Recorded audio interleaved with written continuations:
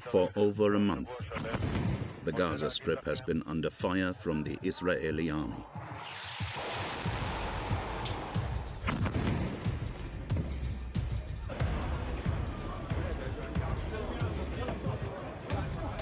On the eve of the 26th of October, Tzahal began its ground invasion into the Palestinian enclave. The Jewish state is determined to wipe out Hamas, the terrorist organization responsible for the massacre perpetrated in Israel on the 7th of October. Israel is at war. We didn't want this war. It was forced upon us in the most brutal and savage way.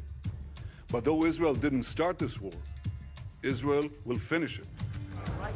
Around the world, pro-Palestine demonstrations are growing. Freedom for Palestine! Freedom for Palestine! Anti-Israel hate chants can be heard from crowds in the Middle East.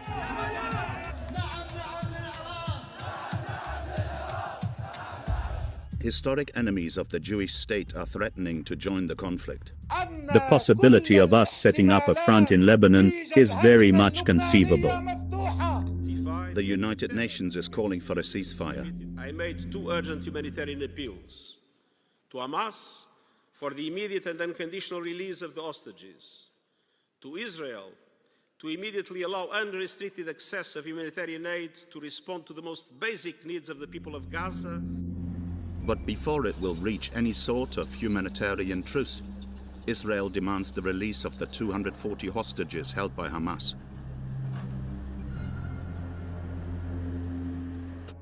By air.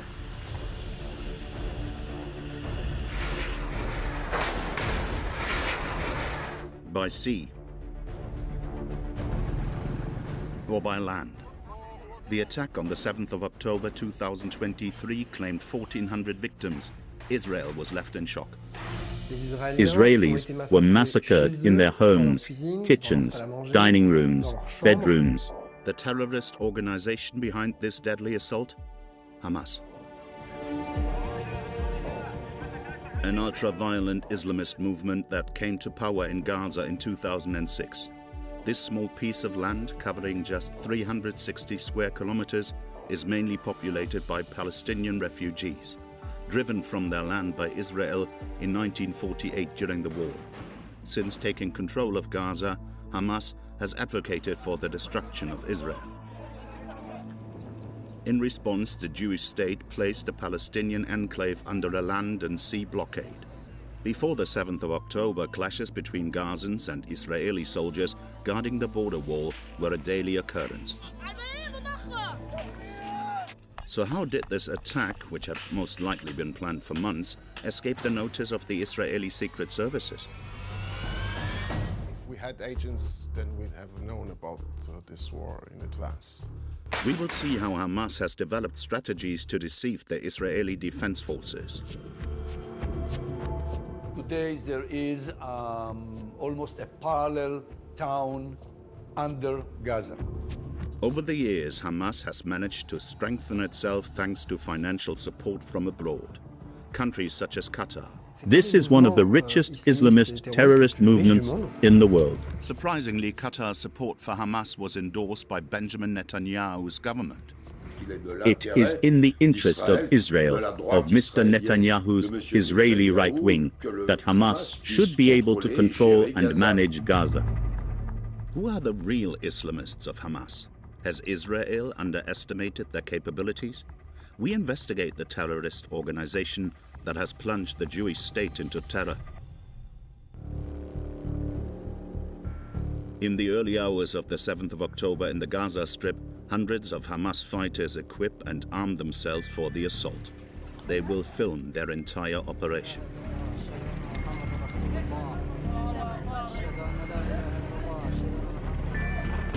At 6 a.m., they head on motorbikes towards the Israeli bulwark that surrounds the Palestinian territory.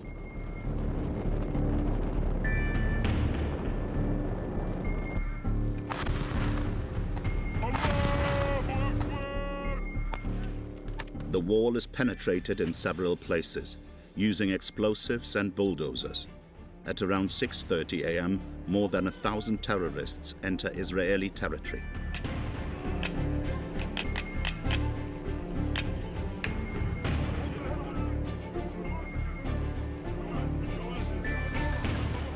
Several groups head for Reim, where a music festival is being held just 5 kilometers from Gaza. Thousands of young people from all over Israel have gathered to dance and sing about unity and love.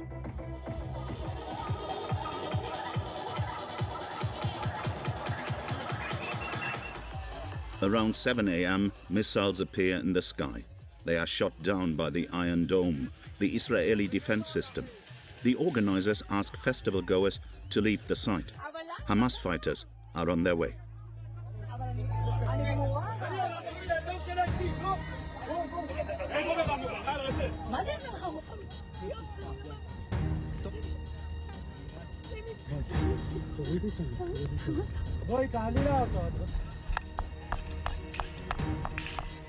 In the space of a few hours, they methodically execute 260 people.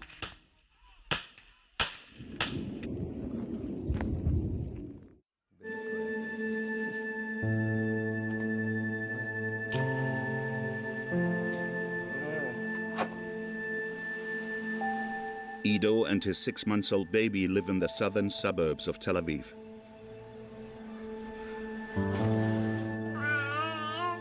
Here she is pregnant. His wife Celine, 32, was one of the festival's fatalities.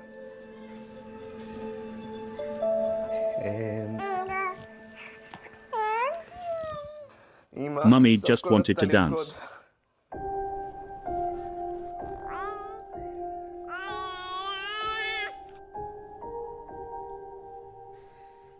She loved to dance, to enjoy herself, and she loved the sea too. 3 months after Ellie was born, she already wanted to take her to the seaside.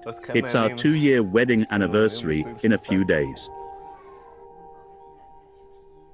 On the day of the tragedy, Celine got up at 5 a.m. to get to the festival.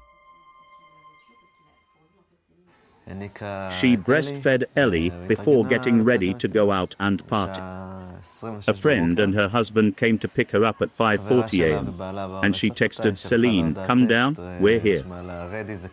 We spoke on the phone at 6:30 a.m. and she said, "There are missiles, we're turning back." At 7:11 she texted me to say that soldiers were coming or something like that.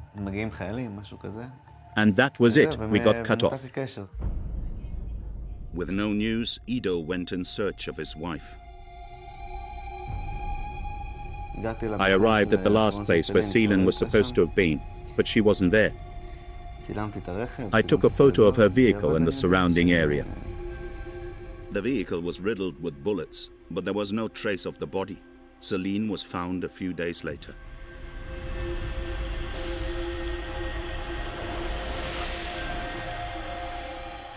They shot her 2 bullets.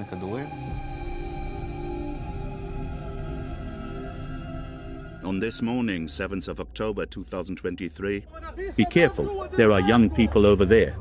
other groups of terrorists reach the kibbutz in the region. They massacre hundreds of civilians, women and children, as they pass through.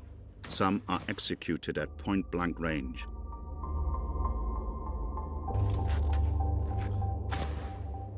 The shock was twofold, both the strategic surprise, this ground invasion, and then the Dantesque mass crimes committed by the Islamist missions of Hamas. The Israeli population was stunned, deeply shocked and traumatized. The massacres also triggered traumatic memories of the Shoah, of course, and the pogroms.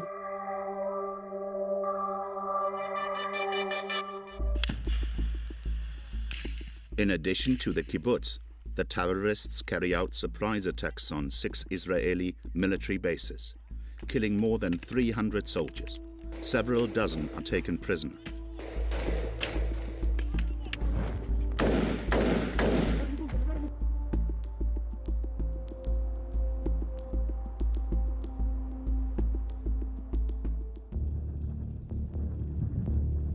So how did this 65-kilometer-long, 6-meter-high defensive wall give way so easily?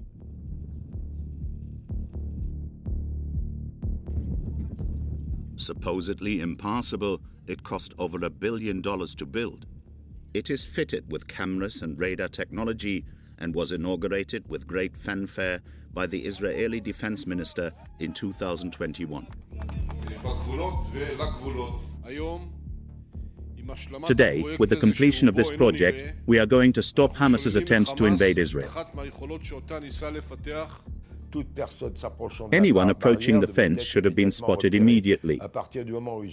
And from the moment, they neutralized all the surveillance and control system by bombing the military positions. They even used bulldozers. They made a hole here, dropped a bomb there. It went on for 10 minutes. Sheikh Anhed Yassin, we are the youth of Palestine. In the first minutes of the assault, Hamas fighters eliminate the guards posted in the watchtowers. Morally, it was a slaughtering. But in strictly military terms, it was very daring, it was very intelligent, and in a way quite innovative. Using amateur drones, they then blind the ultra-sophisticated Israeli surveillance systems and automatic machine guns. The few IDF tanks in the area suffer the same fate. They used small drones that you can buy in shops with grenades on them. It's the same used by the Ukrainians, and they destroyed the towers, the same way ISIS did it. The Israelis thought that the sophisticated technology that allowed them to monitor Gaza would be enough to avoid a surprise attack, but the technology didn't work. Once the communication systems have been neutralized, the Israeli defense forces receive very little information. They simultaneously attack these nerve points on the wall, and when you lose your communication, how do you call for reinforcements? In fact, during their murderous rampage, the Hamas fighters meet very little resistance. They manage to advance 22 kilometers into Israeli territory.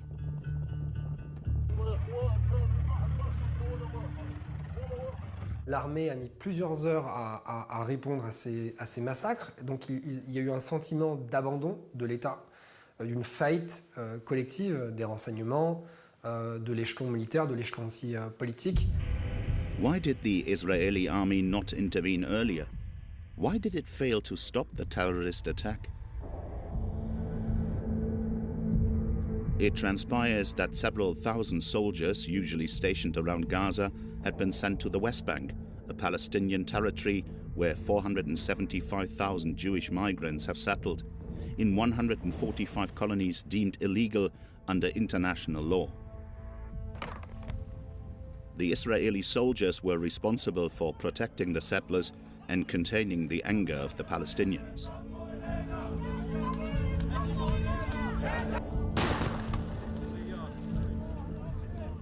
The concentration of these 3 battalions in the West Bank rather than in the Gaza Strip allowed the Hamas commandos to get through. Moreover, they themselves were surprised by the fact that they were able to get through so easily and in such large numbers. Hamas didn't choose the date of the 7th of October 2023 at random either. It was a day when the whole country was celebrating Sukkot, the harvest festival. Many soldiers had been granted leave.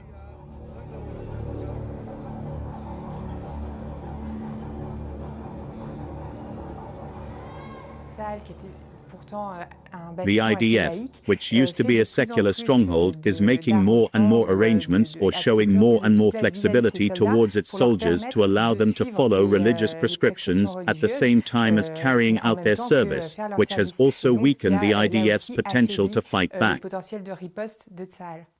was a holiday, Saturday morning. We weren't prepared for that. The army wasn't prepared for that. Crossing is not a problem. Did Israeli intelligence fail just like the army? And yet their service is reputed to be among the best in the world. How was Unit 8200, an elite intelligence and wiretapping unit, completely in the dark? The fact that Unit 8200 was in the dark and didn't see what happened is more to do with the fact that Hamas kept the plan within an extremely restricted circle. Bill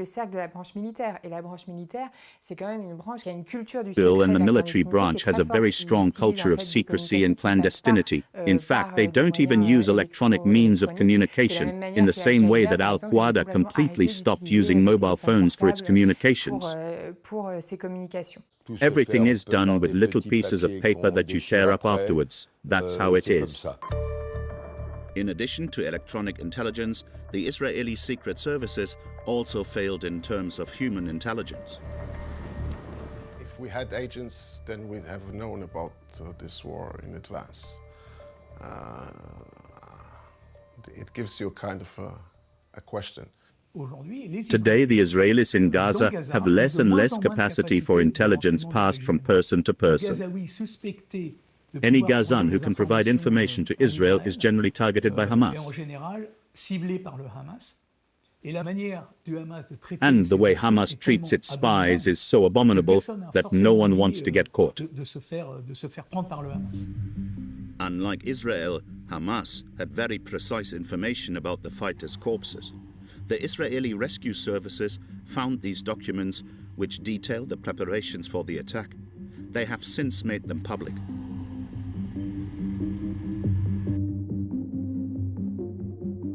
On this map, the kibbutz targets are circled in dark blue and the military bases in light blue. Surveillance cameras and radars are also indicated.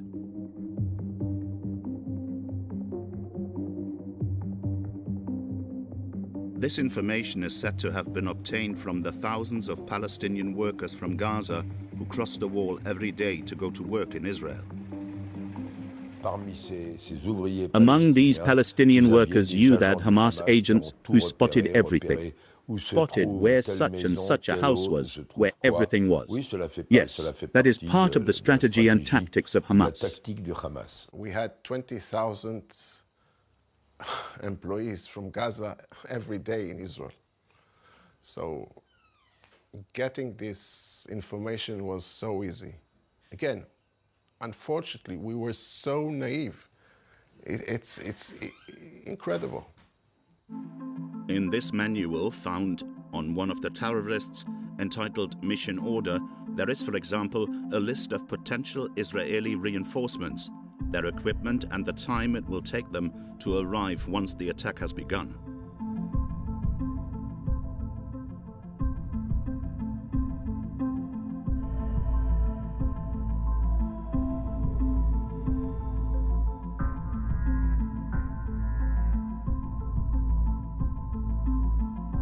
On another page, Hamas objectives are detailed in 8 points.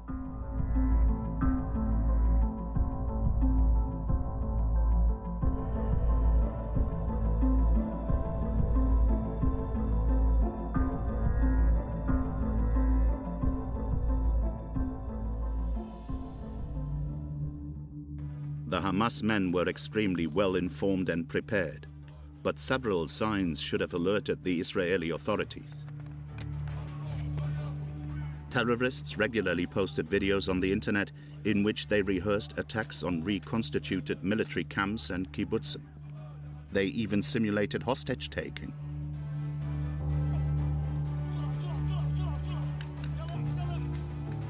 It was prepared in front of us, like we see there. We saw the training. We saw everything, but we didn't believe that they are really going to implement it. It was clear that something is going to happen, but they did not know what, when, and the magnitude. According to several sources, a few weeks before the attack, Hamas also organized fake demonstrations along the wall so that it could conceal the explosives used on the 7th of October. It's called modeling. You actually model your terrain before you make an attack. Indeed, the use of ruse and subterfuge has been a classic since the Trojan horse. But why is it still such a classic? Because it works. How did Hamas prepare this terrorist attack? What are its tactics? Where does it get its military arsenal from? Firstly, to make itself invisible, Hamas went underground. Today, Hamas does nothing above ground. What used to happen 20 or 30 years ago was that the streets were covered with tarpaulins so as to mask Hamas movements. Today there is almost a parallel town under Gaza. Under the Gaza Strip, a territory 3 times the size of Paris, Hamas fighters claim to have dug more than 500 kilometers of tunnels. Some are 40 or 50 meters underground. This underground network is known as the Gaza Metro. It's quite classic, the construction of tunnels. When the sky doesn't belong to you and the sky belongs to the enemy, you're regularly bombed. The reflex is always to go underneath. The tunnels are extremely solid. They're set deep enough underground and are wide enough for small cars or motorbikes to pass. In these propaganda images, we can see that some tunnels are ventilated, with electricity and many rooms. They have command posts, depots, arms depots, ammunition depots, underground hospitals, health centers. In short, everything that makes up an army, in reality, the logistics of an army that is protected underneath, which means that, moreover, a campaign of airstrikes is relatively ineffective against a setup of this type. Today, some of the 240 Israeli hostages are believed to be held in this underground labyrinth. One of the 2 hostages who were freed the other day says that before arriving in a large room with other hostages, she was going to walk for miles underground. Until recently, some of these tunnels reached Israel and allowed fighters to make raids into the Hebrew state. Other, older routes led into Egypt and were used to bypass the blockade to bring weapons or goods into the enclave. It's extremely difficult to detect all these tunnels, despite Israel having developed sensors that can go under the ground and pick up various movements to locate the tunnels more accurately. These underground networks have become Israel's priority target. The army is attempting to destroy them.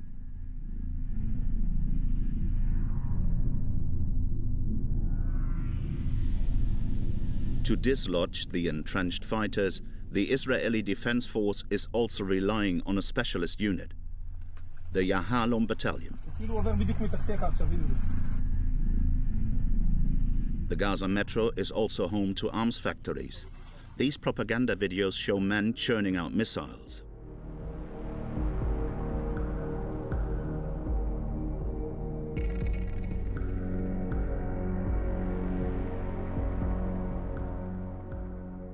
Since the 90s, Hamas technicians and engineers have managed to work wonders, in inverted commas. That's to say, they have managed to import iron, steel, aluminium, tungsten and fuel. Of course, all that can be used for civil construction, but it can also be used for rockets and missiles. There's a kind of resourcefulness where they use everything. They manage to make rockets, and then they're not extremely sophisticated rockets either, but they're enough to neutralize much more technological systems like Iron Dome. On the 7th of October, Hamas reportedly fired more than 2,500 missiles into Israel in the space of a few hours. But Hamas has also been able to count on the support of a major power to arm and equip itself, one that is also seeking to destroy Israel, the Islamic Republic of Iran. And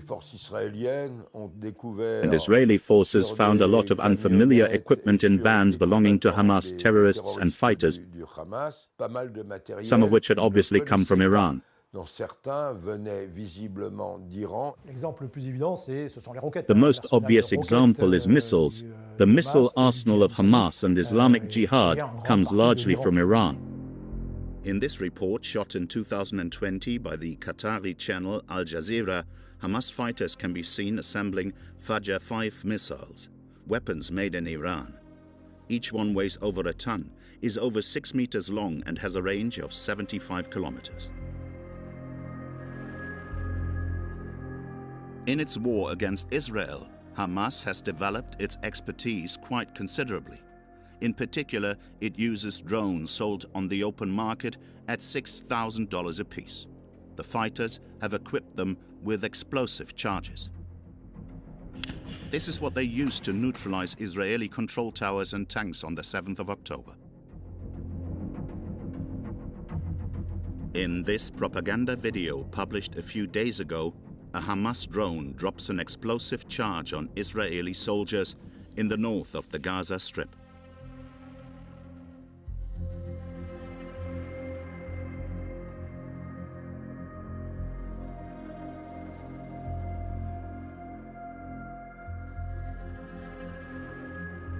Who is the mastermind behind the attack on the 7th of October?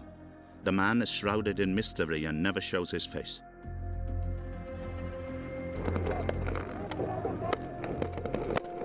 An hour and a half after the start of the terrorist operation, a frozen silhouette appears in shadow. In an audio recording lasting around 10 minutes, a voice announces the start of Operation Flood of Al-Aqsa. The Zionist entity invaded and occupied our land, driving out our people. They destroyed our towns and villages and took away our rights. They have committed massacres against our people. Their end has come. They must be eliminated. Kill them as they killed us and drive them out as they drove us out. This claim is made by a certain Mohammed Def.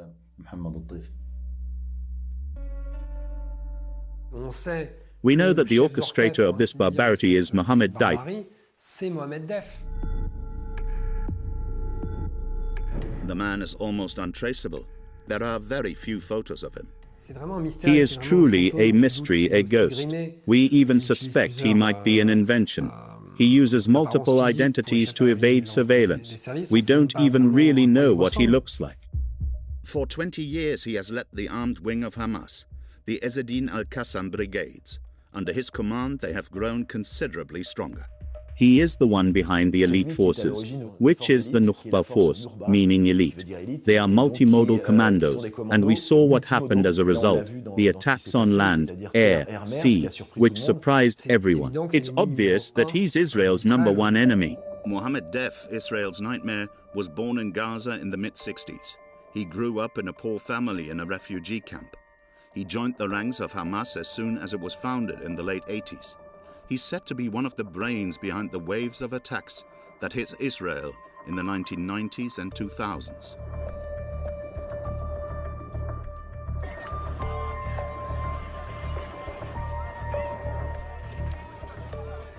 He really is the architect of terror. He is someone who has dedicated his life and is dedicating his life to this all-out fight against Israel. Charles Anderlin is the only journalist to have filmed and interviewed him. It was in 2003, by the greatest of coincidences, during one of his many reports in the Gaza Strip. It was in a street in Gaza at the height of the Israeli operation in the West Bank and Gaza, and all of a sudden, to show that the Israelis had not eliminated him, several Hamas military leaders were walking through the streets of Gaza. I was with my photojournalist and friend from Gaza, and all of a sudden he said to me, "Oh, that one in the middle over there is Mohammed Def. We're getting closer. A few questions, a few answers." We, the Al-Qassam fighters, are saying that there will be no negotiations with Israel or with America. We say to all the negotiators, there will be no concessions. It has to be said, he's very intelligent. The Israelis tried several times to eliminate him.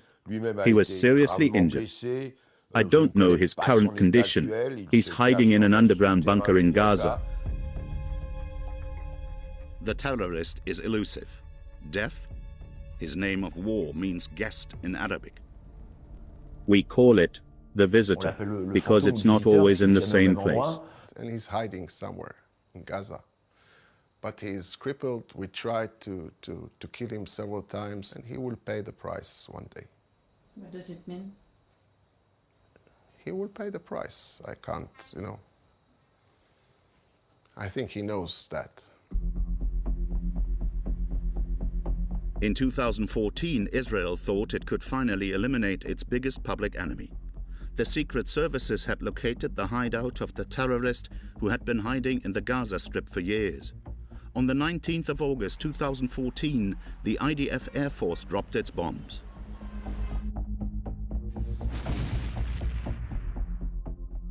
It was all airstrikes on places that we suspected that he was. Once again, the commander of the Al-Qassam brigades miraculously escaped death. But Israeli strikes kill his wife and daughter. The child's body is carried in the arms of Mohammed Def's father-in-law. In front of thousands of angry Hamas supporters. And somehow he managed to escape. In Hebrew, we ever say, Lo le'olam chosen. That means one day it will happen again. He will lose the luck that he had so far. While Hamas has a formidable military organization, the Islamist movement also has a political wing. A branch that is supposed to make it more respectable and that it uses to forge alliances abroad. The organization has official representatives in many Middle Eastern countries. Turkey, Qatar, Iran, and also Lebanon.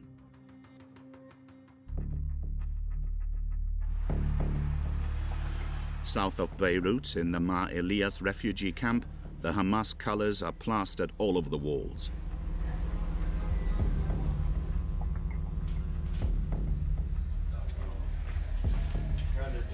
We meet Ahmed Abdelhadi, the head of Hamas in Lebanon. The man is delighted with the 7th of October operation.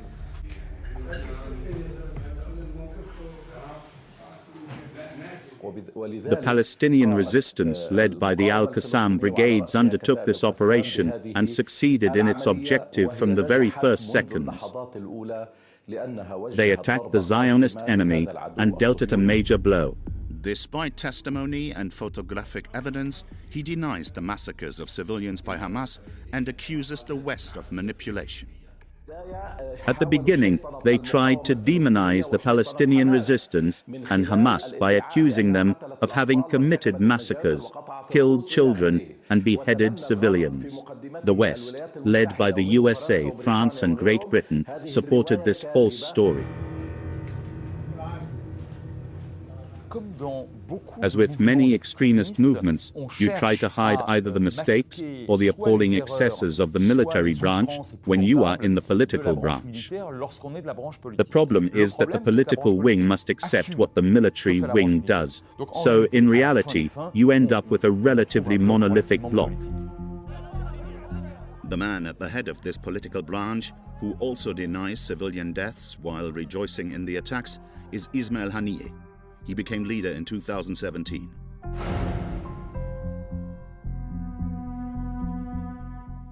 Ismail Haniyeh is the chairman of Hamas's political bureau.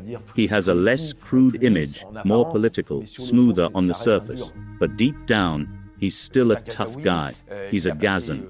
He has spent many years fighting first and rhetorically, semantically against Israel. Then he fought militarily. He escaped life imprisonment in Israel. The political leader of Hamas no longer lives in the Gaza Strip. He has been a refugee in Qatar for 3 years. On the 7th of October, from his luxurious office in Doha, Look at these pictures. It's happening today. It's an Israeli Jeep. We see him enjoying the attacks in front of the television, surrounded by his men. Come on, let's bow our heads in gratitude for this victory.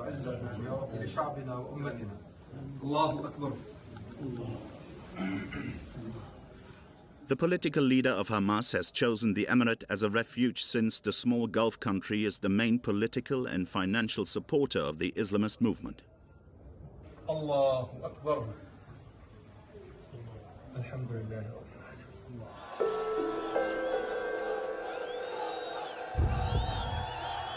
In October 2012, the Emir of Qatar visited the Palestinian enclave in person to meet Hamas leader Ismail Haniyeh. Every year, his country pours $360 million into the Gaza Strip. Curiously, however, Benjamin Netanyahu's government doesn't take a dim view of this influx of money. It will even facilitate it.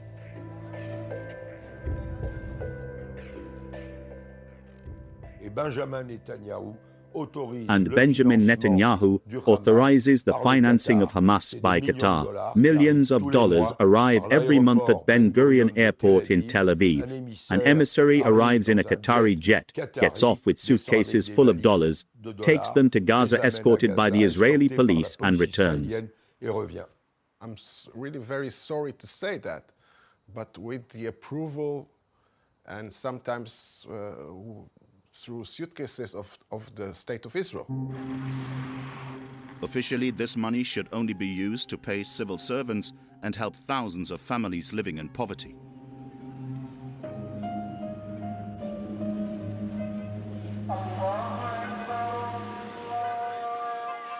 In the end, it suited everyone. It avoided the explosion in Gaza in the knowledge that, bearing in mind that there was no good solution and that in the end, by default, it was the lesser of two evils. But some of that Qatari money was actually diverted to finance the armed struggle. We were naive to think that this money will go to the welfare of the population in Gaza. It was a mistake. We all admit now that it was a huge, huge mistake. If Likud, Benjamin Netanyahu's political party, has turned a blind eye to the use of Qatari money, it is for a purely political purpose. In March 2019, during a meeting with Likud MPs, Benjamin Netanyahu repeated, "If you don't want a Palestinian state, you have to strengthen Hamas. You have to authorize its funding." Is the country's religious far right, which opposes the creation of a Palestinian state, playing a dangerous game? The Messianic right sees Hamas as a strategic asset, a trump card for Israel if the Palestinian state on the West Bank is to be prevented. To allow colonization, West Bank is to be prevented. This temptation, very clearly on the Israeli right, to pursue a policy of scaremongering. There is a kind of objective alliance between the Israeli far right and Hamas. It has to be said that on both sides of the fence, they are the opponents of the two-state solution. This monster which the Netanyahu government has allowed to grow was actually born before Israel's eyes in the 1970s. At the time, the Israeli army was occupying the Gaza Strip. Sheikh Yassin, a religious preacher trained by the Muslim Brotherhood in Egypt, began to attract crowds. The Israelis saw this quadriplegic and visually impaired man as a means of weakening Yasser Arafat, the leader of Fatah, who then embodied the Palestinian cause. Sheikh Yassin goes to see the Israeli military governor and explains to him, "You know, I want to do religion. I want to do social work. Help me. I'm against these alcohol drinkers who are the members of the PLO, Fatah." For the Israelis, it was extraordinary. The idea was, in order to counter the nationalist movement led by Fatah, we shall support a religious ideology. Very quickly, the small Islamist movement gains momentum and attracts more and more Gazans. Hamas did social work. Hamas set up soup kitchens and offered free meals in Palestinian schools in Gaza. And so that's how Hamas, through charity in a way, managed to establish itself initially, before finally turning to politics and then to the military in an extremely violent manner. It was only in 1987 that Hamas, the Islamic resistance movement, was officially created. Its founding charter was profoundly anti-Semitic. Thanks to their money, they reign over the world's media, news agencies, the press, publishing houses and radio. The stated aim of Hamas is clear: Faced with the usurpation of Palestine by the Jews, we must raise the banner of jihad. They consider not Israel, but the Jews as monkeys. He calls it an adulterated religion to be destroyed. The question of the Israeli-Palestinian conflict for Hamas in this charter is almost incidental. For them, it's really a fight between good and evil, and the Jews being the symbol of Western arrogance, of Western imperialism that must be fought and punished with the most extreme violence. To achieve its objective, Hamas set up an armed wing in 1991, the Ezzedine al-Qassam Brigade.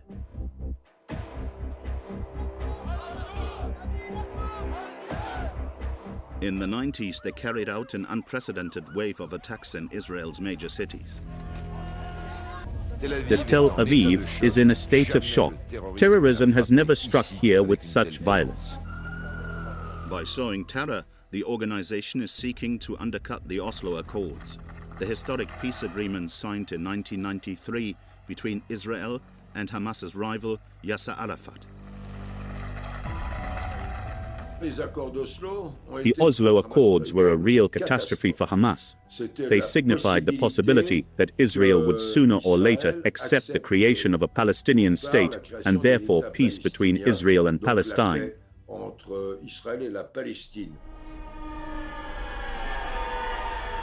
They're a bit like the engineers of chaos. They have contributed, if you like, to derailing the peace process, and they have been the direct beneficiaries. They have proliferated in the absence of a diplomatic horizon, in the despair of the populatum. After 38 years of occupation, the Israeli army withdrew from Gaza in 2005. Barely a year later, Hamas won the elections.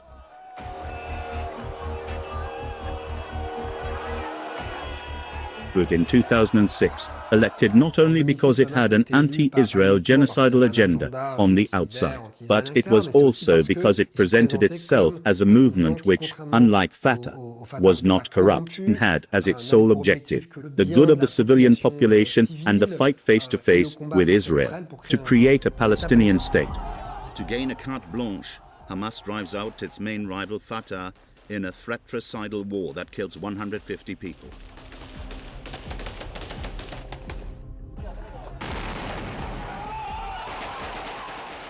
Since the violent seizure of power in 2007, the terrorist organization has grown considerably richer, with impunity thanks to a great deal of foreign support.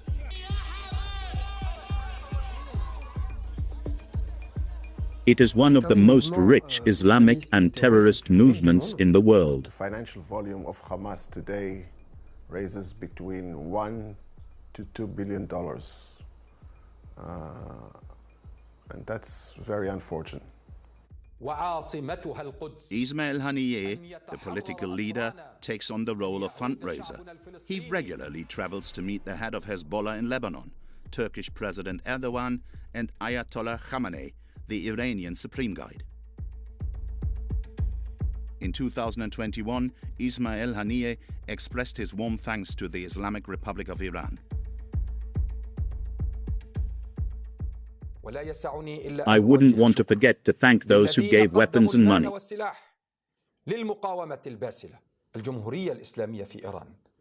Thank you to the Islamic Republic of Iran, who spared no expense. We are speaking about around $100 million per year, which is totally colored for Ezzedine al-Qassam, for the military wing of Hamas. What we saw on the 7th of October is an Iranian concept, Iranian design, and Iranian money.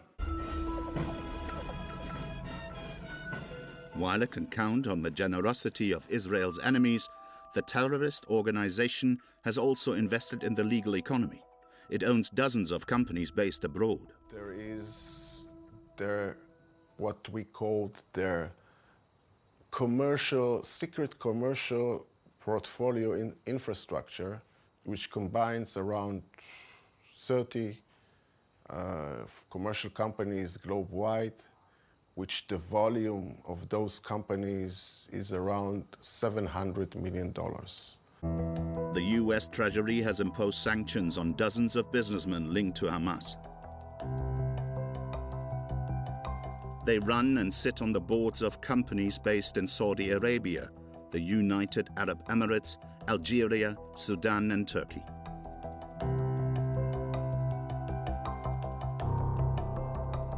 Most of these companies operate in the property sector. One example is Trendyol, a Turkish construction giant that builds a large number of housing complexes.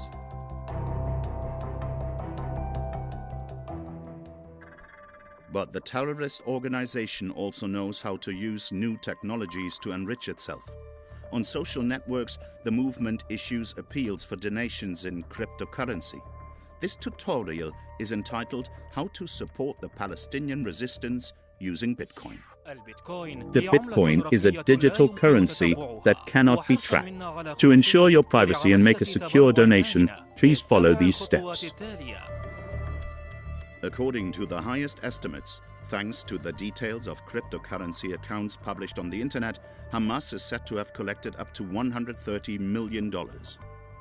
In the United States, Ari Redboard's company has developed a technology that makes it possible to trace these funds. So, bad actors like Hamas, like ISIS, like Hezbollah have become more sophisticated. You see Hamas going back to about 2019, starting to solicit donations in crypto, first on Telegram channels, and eventually they actually set up website infrastructure in order to solicit and receive donations. Donations reportedly poured in from all over the world. Of course it's coming from Europe. Of course it's coming from the United States. I mean, look at all the protests over the last, few weeks in every city in Europe, in every city in the United States. So I think absolutely funding to Hamas is coming from absolutely everywhere. Since the 7th of October, Israeli units specializing in cyber technology have closed more than 200 cryptocurrency accounts belonging to Hamas. To finance its war against Israel, Hamas levies numerous taxes on the population, on goods entering the Gaza Strip, and on businesses. And those who refuse to pay must be careful.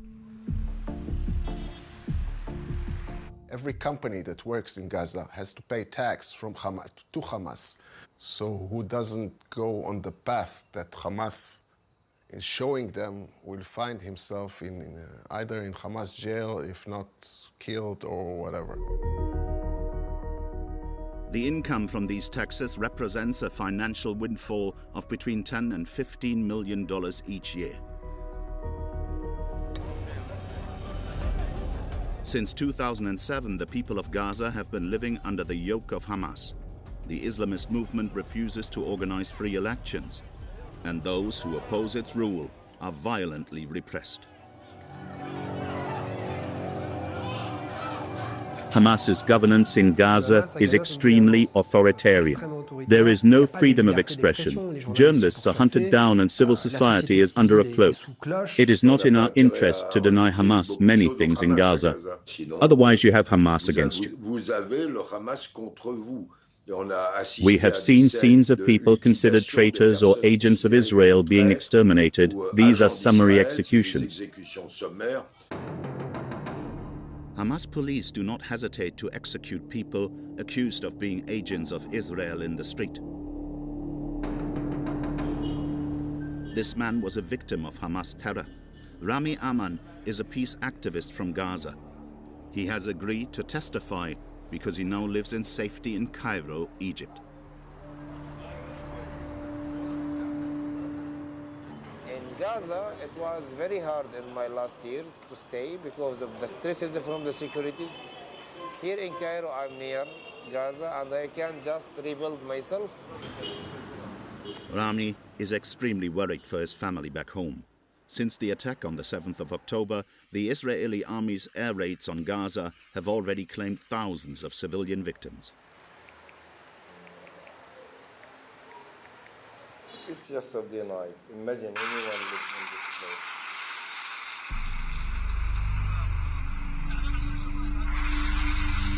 I know what is the meaning of that war in Gaza, and I know the noise of F-16, the drones, the tanks, the missiles, the fears.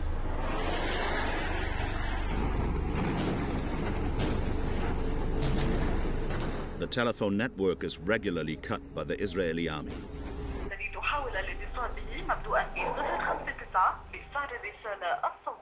The mobile number you have dialed can be reached at the moment. After several attempts, he manages to reach his cousin. Hi Akram, how are you? Can you reassure me that things are all right over there? We have virtually no electricity and no telephone network.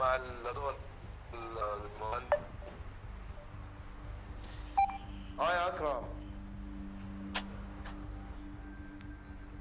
Daily calls. Rami left Gaza because his activism had made him a target of Hamas. I founded a group in Gaza called Gaza Youth Committee in 2010 by inviting 25 participants, yes, Christians and Muslims, talking in our first meeting about how we can empower our relations, how we can build our future, how we can build a new movement. In 2020, Rami was going to organize an event considered by Hamas to be a step too far, an online meeting between 100 Palestinians and Israelis. In this meeting, I'm very happy, I'm very proud to meet my friends. And for me, it was important to represent for the Israeli community that in Gaza, we are not terrorists. Rami was later arrested and accused of collaborating with the enemy. He spent more than 200 days in prison and was subjected to daily violence. Most of their questions were about my relations with the Israelis and make checks if I am collaborator or many torture happened, many hard days passed. For my opinion, also Hamas failed in that government. Hamas created more corruptions. Hamas arrested a lot of Palestinians. Hamas killed Palestinians. So Hamas, it's not the right movement to lead the Palestinians.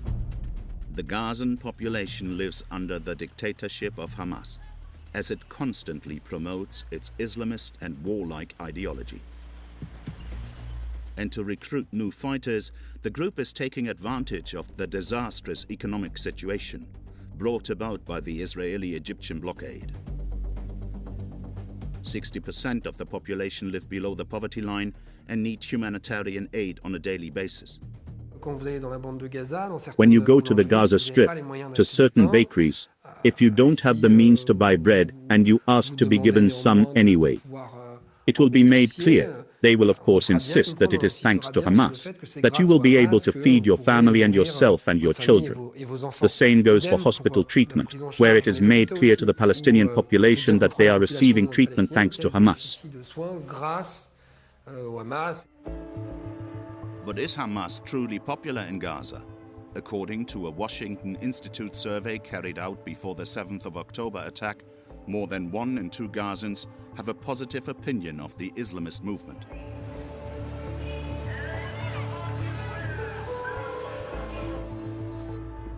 We met this family in 2019. In their living room, behind the sofa, a flag of the Al-Qassam Brigades, the armed wing of Hamas.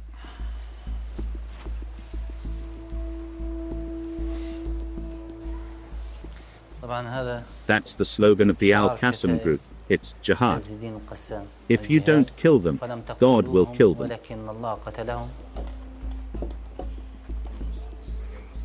The father, Sabri Musi, has been a member of Hamas since it was founded in 1987. For him, Hamas is above all a resistance movement against what he sees as the oppressor, Israel. Let them leave our country and it will be over. We are not against anyone. We didn't go looking for the Jews in the 4 corners of the world to fight them. They are the ones who came to us.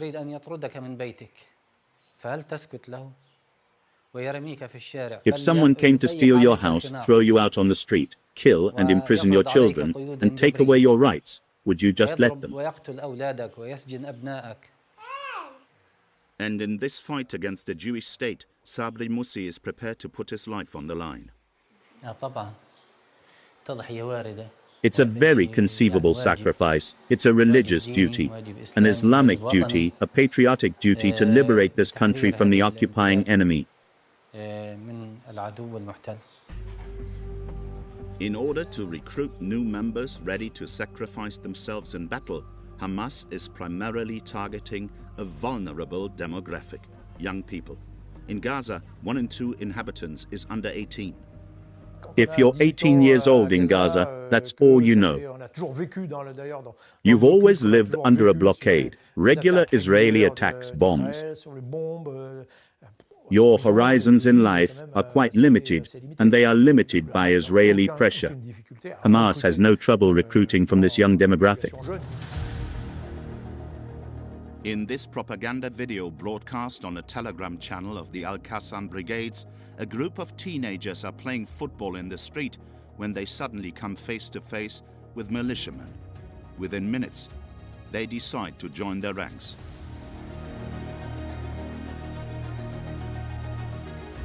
To attract new members, Hamas even organizes yearly summer camps for young people aged 6 to 25 in a theme park in Gaza.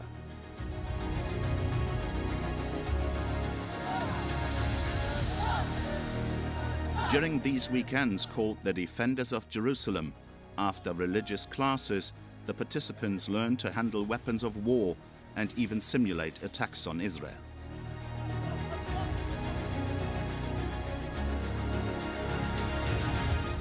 Members of the Israeli government are their targets. We want to learn the art of killing, of defending ourselves, and how to assemble and disassemble weapons, and so that one day, when we're adults, we can be part of the resistance. These are child soldiers who repeat the Hamas mantras of a culture of martyrdom, a very morbid culture. It's omnipresent, this desire to sacrifice oneself for the cause to massacre Jews. There is this ideological infrastructure, with young people being handled practically for easy, and from the cradle to the grave, educated in hatred of Israel and the Jews. We saw the terrifying consequences of this during the massacre on 7 October. When you are 18 or 20 years old and you are recruited by Hamas to go to Israel to kill Jews, you have 15 years of doctrine hammered into you.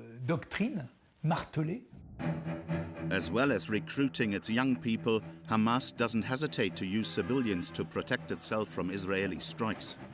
Gaza is the most densely populated territory in the world. This population is a bargaining chip. It's a weapon. It's a constraint for the Israelis, undoubtedly, but it's also a weapon for Hamas, which uses it as a shield. They hide among the population not simply because the area is so densely populated. It's an active decision. This shows the civilian Palestinian victims. In these images we shot in 2019, a Hamas military camp is being set up in the middle of a working-class neighborhood, just a few meters from a kindergarten. Everything has been destroyed since the start of the war. Basically, Hamas doesn't give a damn about the population, its needs, and so on. It uses the Palestinian people as a reserve for intelligence, children, women, human intelligence, and as cannon fodder. Since the 7th of October, the Israeli army claims to have hit 12,000 Hamas targets. Deadly strikes that hit ambulances, hospitals, and schools.